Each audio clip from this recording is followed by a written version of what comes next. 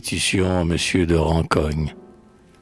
Daignez m'excuser si j'ose, d'auteur Saint-Jean-les-Travers, au lieu de suppliques en prose, vous offrir un chétif vers. Sans m'étarguer d'imiter, de tel écrivain la grâce, franchement vais raconter comment je languis sans place. Déjà, j'atteignais 15 ans quand je quittais mes parents. Là, sachant à peine écrire et les adresses mal lire, certain administrateur fut mon premier protecteur. Il m'envoie en Italie, à Milan, ville jolie, lettres triées et casées. Mars ayant su s'apaiser, des contrôles on m'efface, puis en Prusse on me replace. Là j'ai vu nos vaillants preux s'escrimer à qui mieux. De là je passe en Espagne, en Autriche, en Allemagne, pays pas trop satisfait de l'amitié des Français. Bref, des nôtres en Russie, je suis la troupe transie. Resté parmi les derniers, nous fûmes tous prisonniers. Ah, combien le froid, les glaces provoquèrent mes grimaces, et qu'alors de tout mon cœur, je maudis notre empereur. Enfin, après 1000 peines, Louis fait tomber nos chaînes. Aussi, du meilleur aloi, je criai « Vive le roi !» L'an 1814e, l'on me condamne au carême, car je fus remercié. Loin que 10 ans de service me fût-ce un droit propice, on m'imputait comme un tort d'avoir servi le plus fort. Certes, il eût mieux valu, si nos chefs l'avaient voulu, que l'on m'aide dès mon enfance, mis dans les bureaux de France. Mais avais-je le loisir de commander et choisir?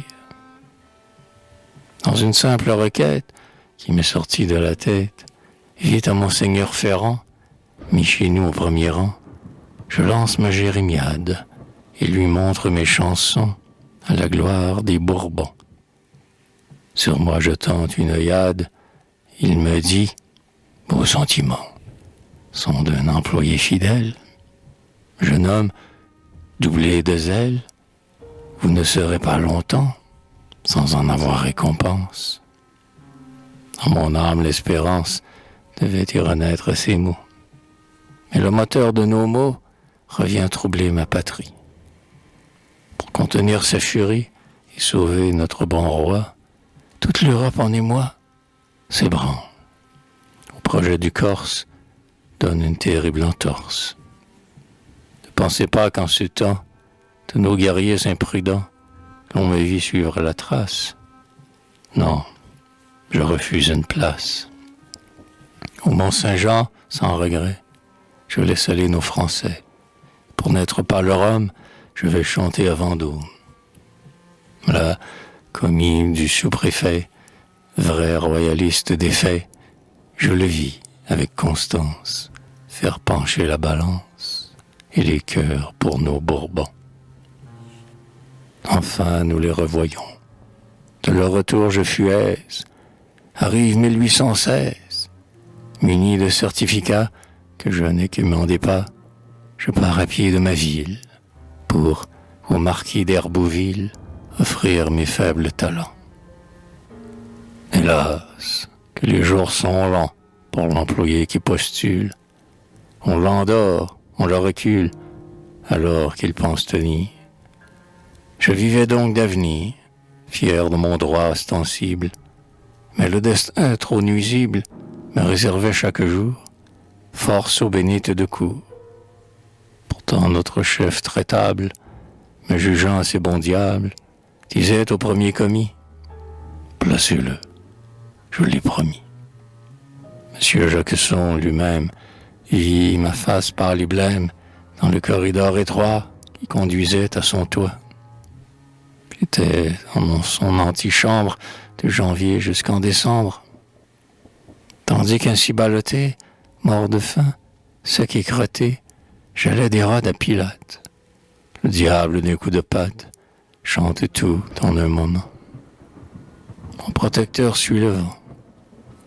De ce temps, le ministère fait 4 pas en arrière, tombe sans revenez-y. Pour lors, monsieur de Mézy entre à la poste, et par là, tout mon espoir s'envola. Ah, pauvre solliciteur, c'est bien joué de malheur. Que faire dans ta détresse?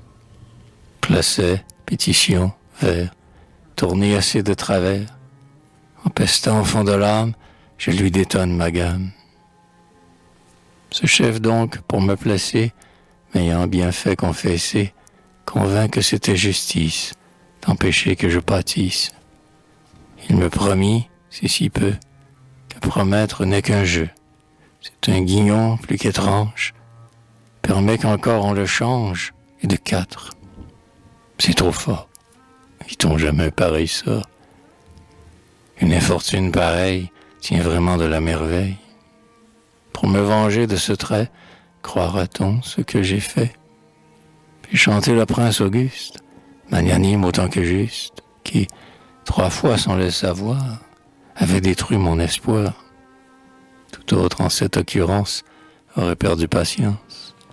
De la mienne l'on sourit. Chacun dit, tu perds l'esprit, ta pauvre muse sans rime. Quoi, depuis 6 ans ta plume, célèbre sans se lasser, gentillant à te placer? Crois-nous, change de figure, ta fortune sera plus sûre. Chante les sanglants héros, les cabaleurs libéraux, et ces ex-bonapartistes, exaltés, philosophiques. En dépit des conseilleurs, qui ne sont pas les payeurs, j'ai méprisé leur semonce, et dit, pour toute réponse, est-ce la faute du roi, si nul chef ne songe à moi? Je veux encenser mon prince, malgré que chacun m'évince. Bon monsieur de la Tour prétend que viendra mon tour d'obtenir une existence, fruit de 6 ans de constance, et que mes certificats dans l'oubli ne seront pas. Il en est bien temps, j'avoue, car de moi le sort se joue. Puissé-je rire de lui comme il le fait aujourd'hui? Oh, vous dont le cœur est sensible, est à chacun accessible. Ô digne administrateur, et que vous lirez ma supplique, qui sent peu la philippique, devenez mon protecteur. Prenez souci d'indigent, grand de cœur, petit d'argent. Fort de mieux la bonne cause, je vois tout couleur de rose. Si j'obtenais un emploi, serais content plus qu'un roi. À Paris, ailleurs, n'importe, pourvu qu'on m'ouvre la porte. Si je parais faible auteur, permettez la riposte. Je suis jeune rimailleur, mais vieux commis de la poste.